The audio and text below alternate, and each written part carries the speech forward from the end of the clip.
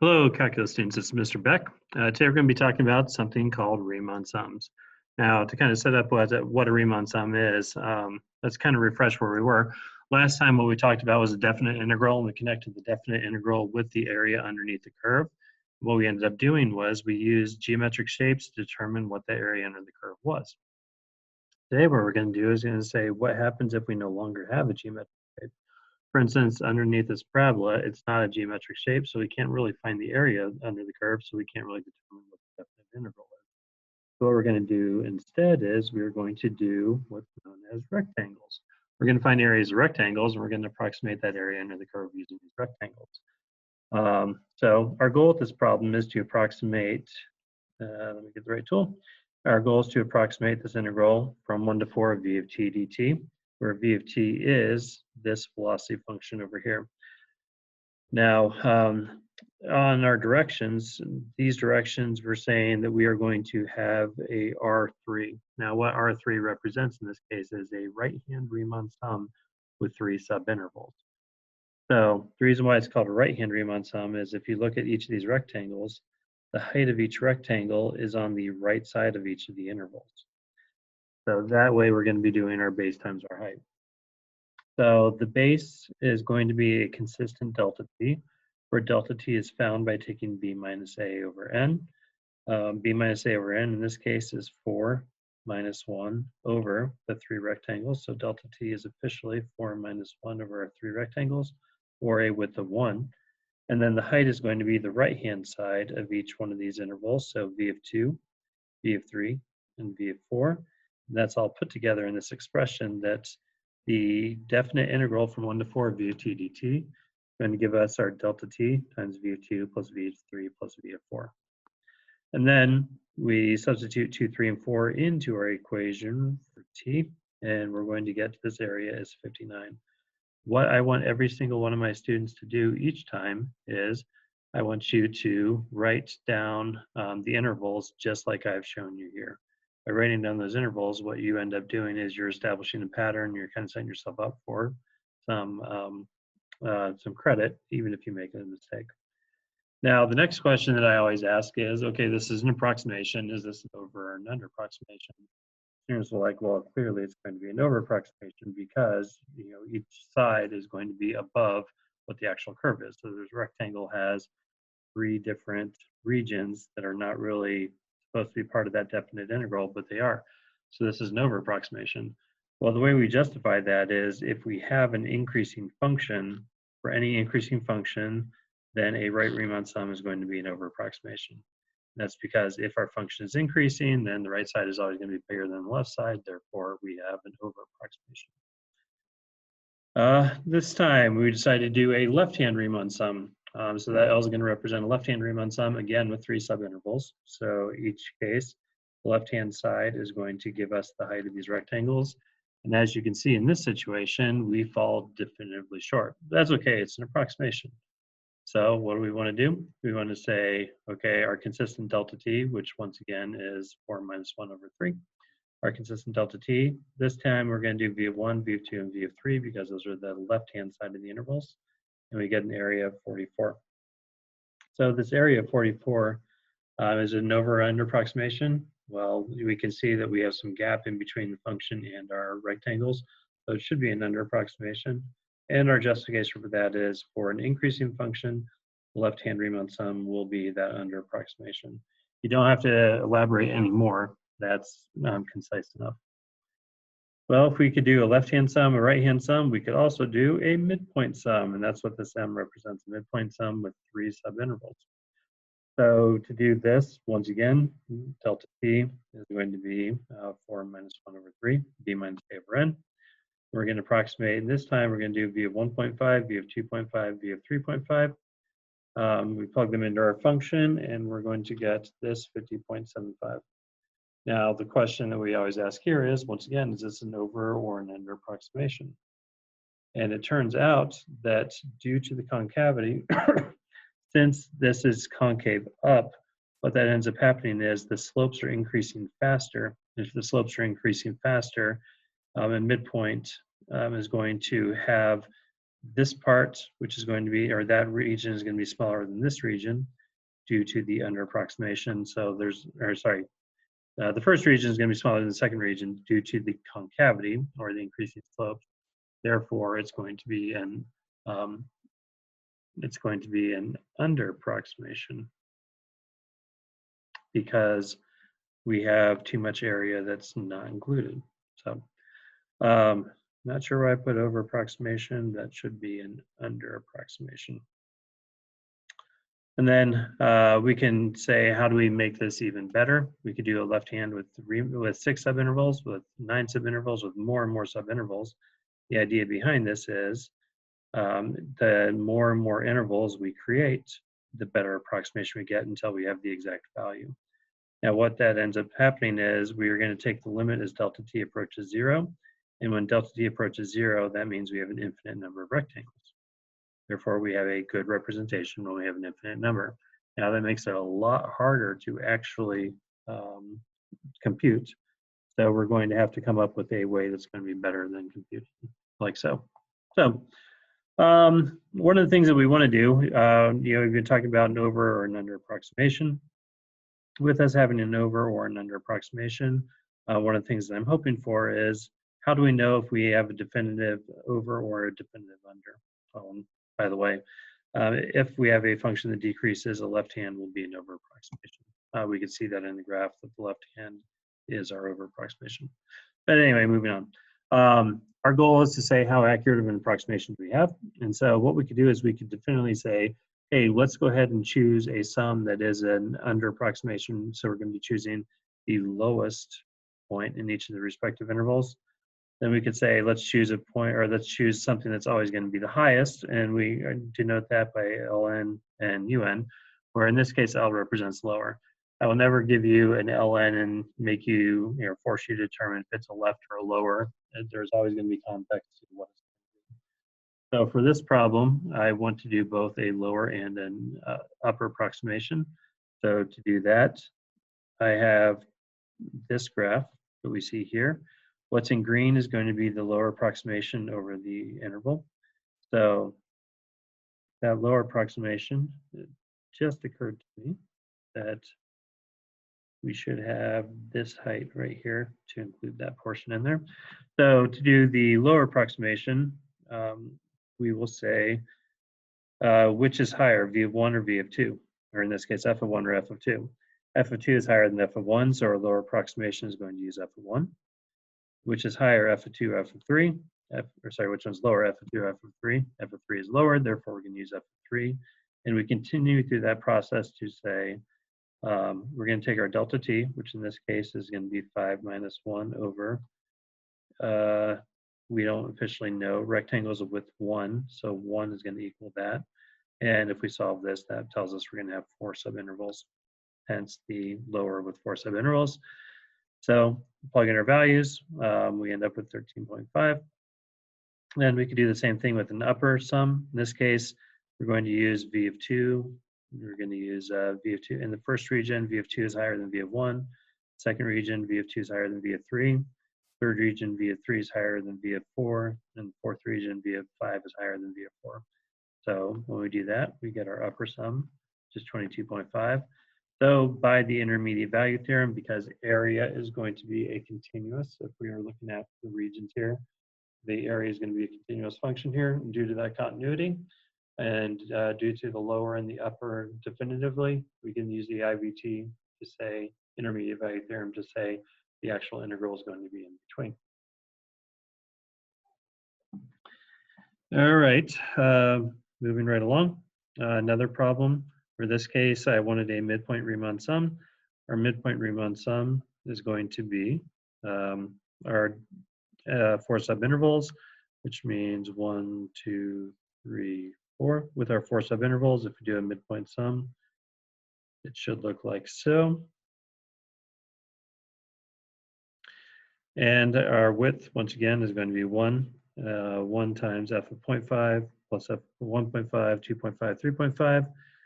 And with our midpoint Riemann sum, what I did was I just plugged it in.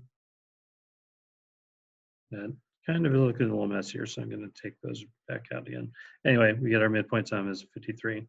So our midpoint sum is an over and under approximation. It is an under approximation due to this being concave up again. What I have evaluated up here is the actual region, which is 53 and 1/3. Now, just as a kind of refresher, how do we do that in the calculator? So what I'm going to do is go ahead and go to the Scratchpad. And on the Scratchpad, if I do my shortcut, Shift plus, it'll give me the definite integral. I'm going to integrate from 0 to 4. When I integrate from 0 to 4, let's type in the function, it's x squared plus 4x. We're going to find this definite integral with respect to x. And you see 160/3, which is 53 and 1/3. Moving right along, kind of like a real life context of how we would use these Riemann sums. For this problem, what we're looking at is we have sales at the end of each hour, and these sales are recorded on the table on the right. The Riemann sums tend to be used not necessarily with functions, continuous functions, but with discrete functions. We could use Riemann sums. So how many sales do we expect during 7th hour, which is our first question? So during the 7th hour is going to be somewhere between hour 4 and hour 7. So somewhere between 48 and 4. In this case, what I did was I just took an average. An average is going to be an approximation, so 46 seems reasonable. There are lots of different ways that we can compute this. This is kind of a vague question, but at the same time, vague questions are good questions because they promote discussion. How many items do they expect to sell at the end of the day? Well, the question becomes, should we do a left-hand sum? Should we do a right-hand sum? Should we do like an average of these sums? What's going to be best? Honestly, any of these, again, are going to be reasonable solutions because we are not told to do things a certain way. So a number of items they expect to sell each day. If you notice, I did 1 times S of 1 plus 3 times S of 4. What we're saying is the gap in between each one is 3 hours. Hence the 3, 3, 3, 3.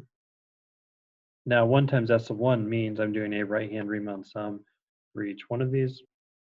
And I end up just adding those up to get a 530. Now, should this be an over and under approximation? This should be an under approximation because if we're using the right-hand Riemann sum on a function that appears to decrease, we should have an under approximation. Now, could we have done this as a left-hand sum and as an over approximation? Well, we could have if we had S of 0 and started off with, how about S of 1 and start off with S of 1 and go to the left.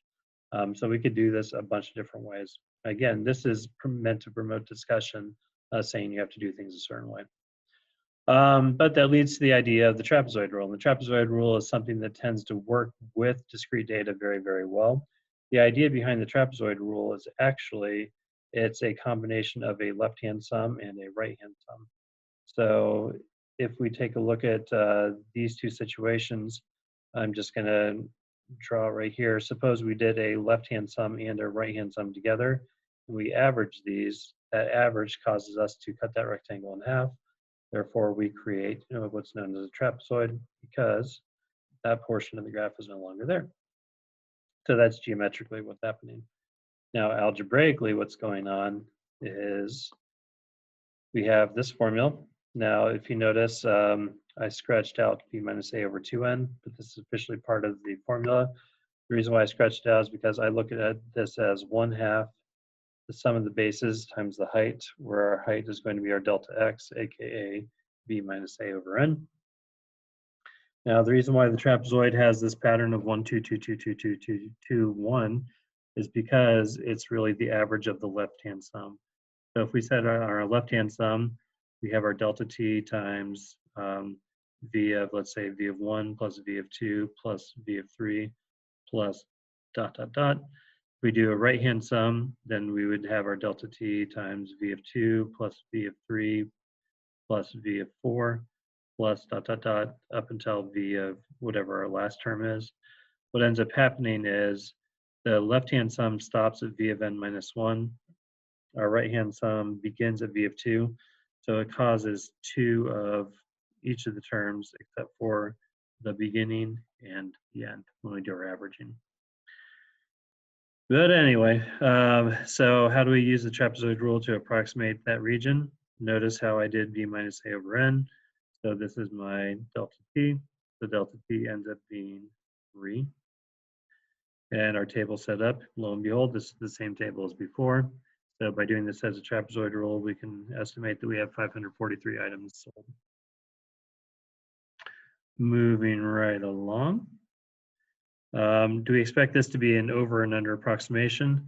Well, if we zoom in very, very closely to the trapezoids, we have two different scenarios here. We have, if we have concave up, our trapezoid is an over approximation. If we have concave down, our trapezoid is an under approximation. So what that means is, since if you notice, I did an analysis of the slopes. This is really negative 2/3, negative 4/3, negative 8/3, et cetera.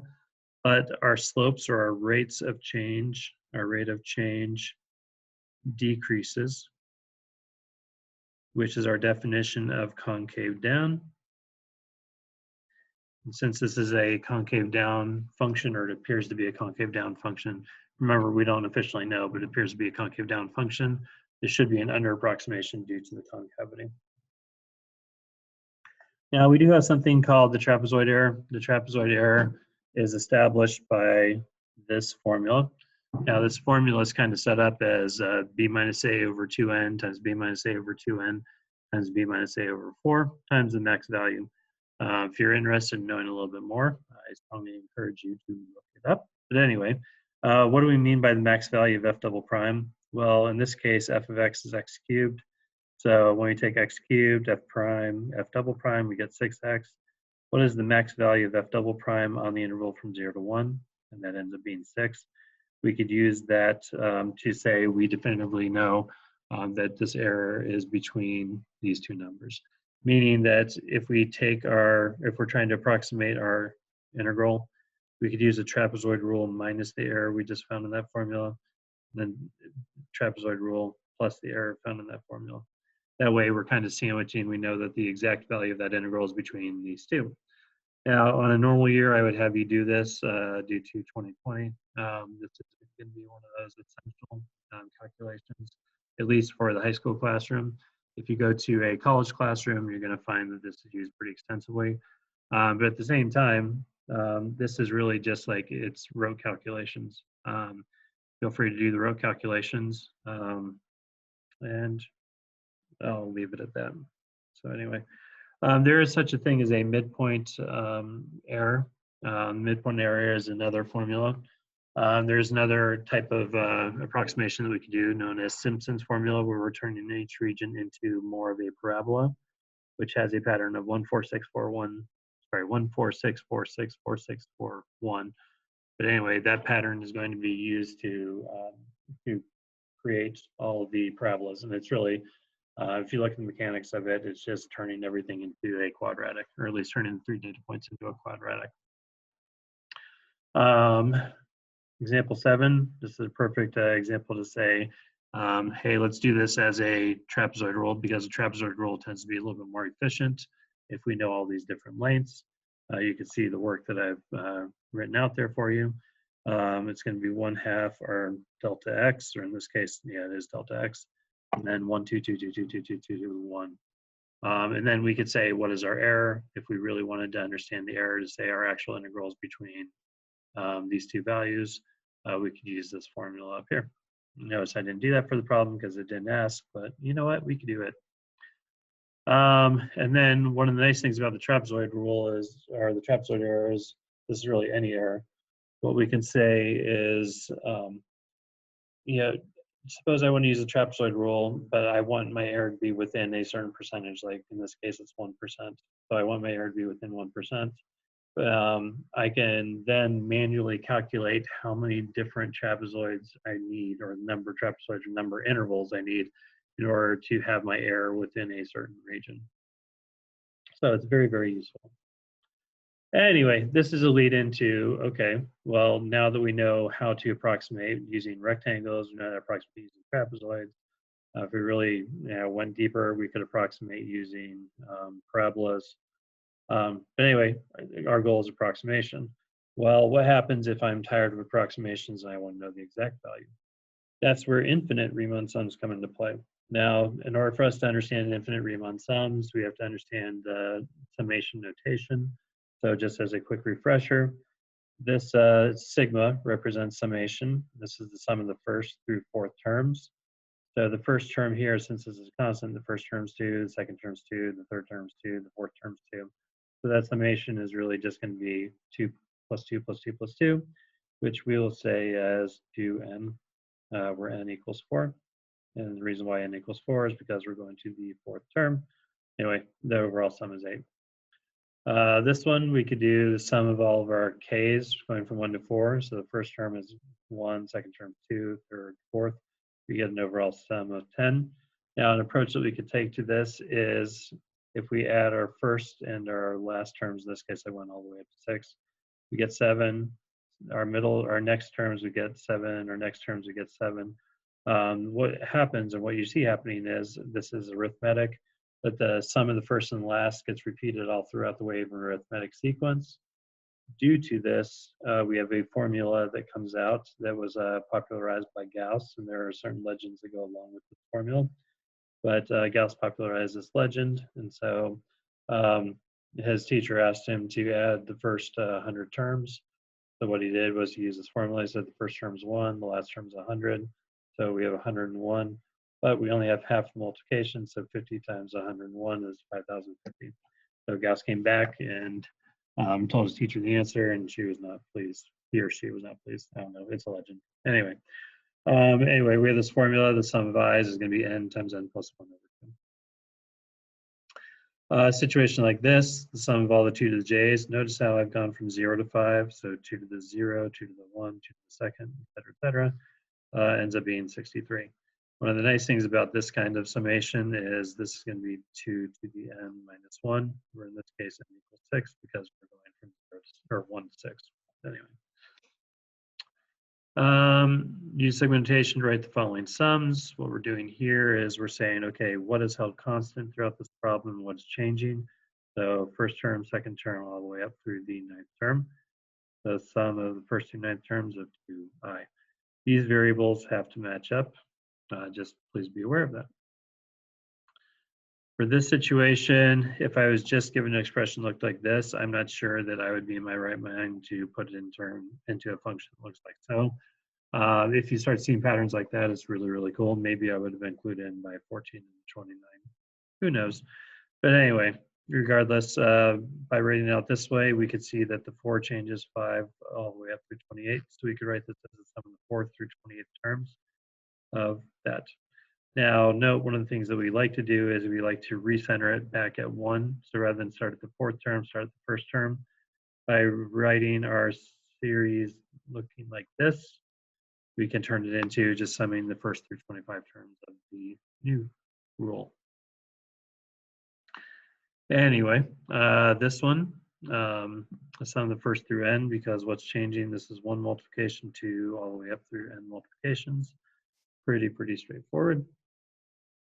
Now in this one, what I really should have done was I should have said f of each one of these. And the reason why I want to say f of each one of these is this is an idea. This is the sum of the first through n terms of f of a plus I delta x. And just wait, you'll see what that means. So before we go any further, we definitely want to say, what are the formulas we're going to be using for summation? Formulas I have here. Sum of a constant is going to be the constant times the number of terms. We talked about that n times n minus plus 1 over 2, which I tend to look at this as n squared plus n over 2, rather than write it as 1/2 n squared plus n over 2. If we look at this one, you can see n times n plus 1 over 2 times 2n plus 1 over 3. However you memorize the formula, which you are going to have to know the formula, although in a typical year, I definitely make them memorize. This year. We'll see. COVID changes a few things. I do like to have this multiplied out. Now, interesting situation is the sum of the I cubed terms going to be n squared n plus 1 squared over 4, which is really the sum of the i's squared. There's a deeper connection there that I haven't really appreciated just yet. Someday I will. I'm looking forward to it. Anyway, using some properties, we could break this apart as 2 times the sum of I minus the sum of 3, which then if we apply the formulas, you can see that formula applied. We are going from the first through 15th terms, which is why we're replacing 15 for both all three of these ends. And we get the sum of 195. Note, this only works if we're taking the sum of 1 through 15. One of the things that we're probably going to be doing in the future is if we take the sum of like the 3rd through the 15th, we could take the sum of the 1st through 15th minus the sum of the 1st through 2nd. So that is an approach that we could take if we needed to. This one, obviously, we're going to have to distribute that through first, and so we get it into its cubic form. Once you have it in its cubic form, sum of I cubed, sum of I, plug in your numbers, boom. Now, working through some of the individual skills, what I tend to do here is I tend to rearrange all of my factors so that I have a coefficient on the outside, and n squared plus n over n squared. The reason why I have this is because now we are doing infinite limits again. This is a throwback to chapter 1. So the limit of this expression is going to be 1 due to the fact that the numerator and denominator have the same degree. As I said, it's a throwback to chapter 1. Doing the same thing on this one, I take it to 2n cubed plus 3n squared plus n all over n cubed, because I know that the ratio of those coefficients and the leading coefficients is 2, which is what the infinite limit gives us, infinite limit. So we ended up getting 64/3 out of this. For example, number 5, we're starting to get even into more depth, and you're starting to hopefully see a pattern here, where now I'm going to start off with the sum of 2i over n. By doing the sum of 2i over n, what I can do is I can bring the 2 over n here and here onto the outside, so it's just the sum of i's. And the reason why we're allowed to do that is because the summation is a function of I, it is not a function of n. So the limit is a function of n, so there's no taking the 4 over n squared out in front of that. You can't remove the object of our function. So, anyway, the sum of i's I have is this formula, bring this down, rearrange my terms, and then the limit of this is going to be 1, so 2 times 1 is just 2. For part B, yes, we're going to have to FOIL that through. And then what I do is I do bring the 2 over n on the outside, but at the same time, I'm not just doing that one. Pardon me, it jumped on me, and I really don't like it when it does that, but okay. I bring all of the, in this case, the 4 over n combined with the 2 over n gives me the 8 over n squared. And by writing it this way, I could just write it as all of the sums straightforward and calculate. So the limit, this is n over n, which is 1, n squared over n squared, which is 1, 2n cubed over n cubed, which is 2. So moving right along. The definition of a Riemann sum is officially, we're going to say our delta x is b minus a over n. The height of each rectangle, we are going to choose as f of a plus I delta x. This is where it comes back to play. And this is a right-hand Riemann sum because if suppose I'm starting at a, this is delta x. This height is going to be f of a plus 1 delta x. This height is f of a plus 2 delta x's, and so on and so forth. As we continue through that, then the last height is going to be f of b, which is better written as f of a plus n delta x's. Hence, we could turn this into a summation that our area is going to be an infinite limit where the height of each rectangle is going to be f of a plus I delta x, and then the width of each rectangle is delta x. But we end up with an infinite sum. So process that I use for this, and I do think of it as a process, just to make life a little bit easier for myself. I first need to figure out what my delta x is because that's very, very important, b minus a over n. The second thing that I do with that is I say, okay, what is f of a plus I times my delta x? So f of, and this is our function here, f of a plus I delta x. And I simplify that. And the reason why I want to simplify that is then it turns it into a little bit more just like a straightforward algebraic approach. And that algebraic approach is what we did earlier. So you work through that, and we get a sum of 39 halves. Hopefully you don't need me to talk all the way through it. This is a little tedious at times, very repetitive, but at the same time, that repetition is going to put that knowledge into your mind faster. Do the same thing on this one. The sum of, first thing I find is delta x, then f of a plus I delta x. Simplify. I feel like I'm talking the same thing over and over again because I really am. And then break it apart into the sum of, here's my I squareds, and then this is the first time I did the sum of my I cubes. And then remember the ratio of leading coefficients here is 1, here's 2, hence 4/6 and 1/4, which ends up giving us a definite integral of 5/12. So again, what this represents is, this is our infinite sum, but it represents the integral from 0 to 1 of the function 2x squared minus x cubed dx. Moving right along. Now, we're just given it in our limit definition, or in our integral formula, or definite integral formula. So here's my a, there's my b, so b minus a over n gives me 7 over n. And then I say, what is f of a plus I delta x?